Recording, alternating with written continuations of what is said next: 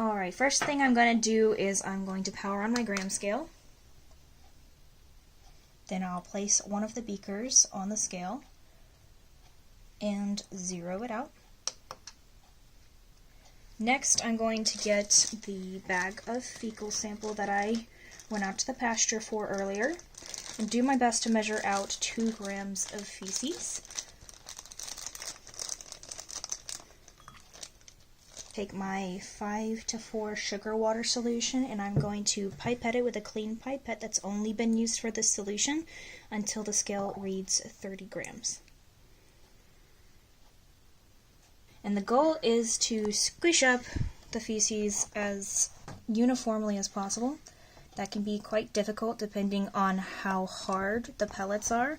If the animal is dehydrated, this can take quite some time because of how densely packed it is. So you can see I only have a few pieces that are not broken apart. So I'm going to place this aside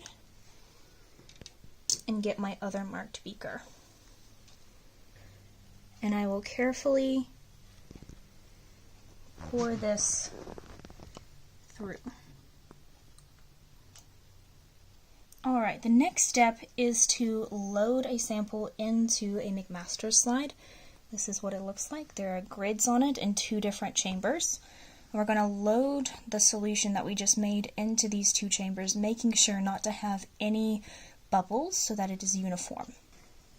So I'm going to swirl it and then draw up just a little bit from the top. Now to load the McMaster slide, I'm going to put the edge of the pipette at the corner and very slowly insert the solution.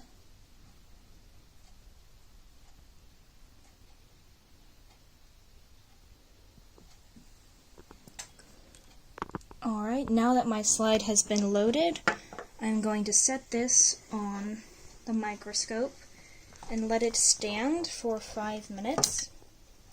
That will allow the eggs to float to the surface.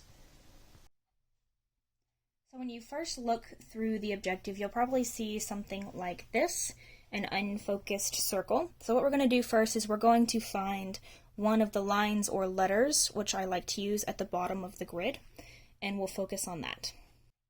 There we are. And right there we have an air bubble, and you'll want to find one of these if possible and then focus on it, because that will make sure you are in the right layer of the slide at the very top where the eggs are going to float to.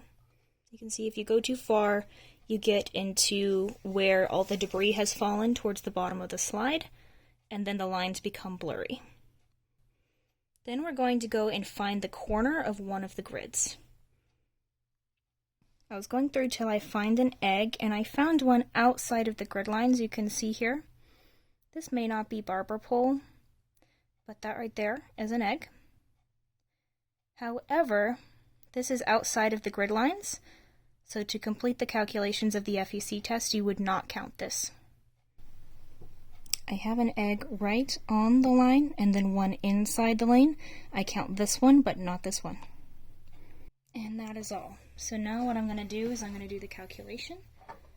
I had 2 in the first lane, and I had 9 in the second lane. I will add those together and multiply it by 50 to determine the total eggs per gram, which is the parasite load of the animal.